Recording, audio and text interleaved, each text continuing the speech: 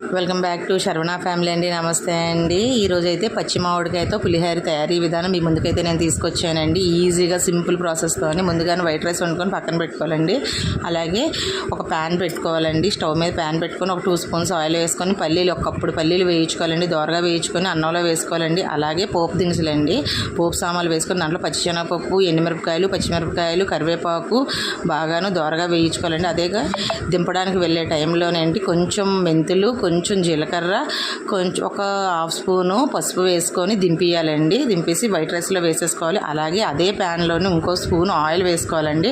Oil వేసుకొని బాగాను మామిడికాయ చెక్కు తీసుకొని తురుముకున్నటువంటి ఒక కప్పు మామిడి చెక్కు ఆ నూనెలో వేయాలండి. ఆ నూనెలో వేసిన తర్వాత దాంట్లో ఒక స్పూను సాల్ట్ వేసుకోవాలండి. రుచికి సరిపడినంత బాగా దోరగా వేయించుకోవాలి. వేయించుకున్న తర్వాత నూనె పైకి వస్తాక దాంట్లో కూడాను మనం వైట్ రైస్లోని కలిపేయాలన్నమాట. కలిపేస్తే కలుపుతుంటండి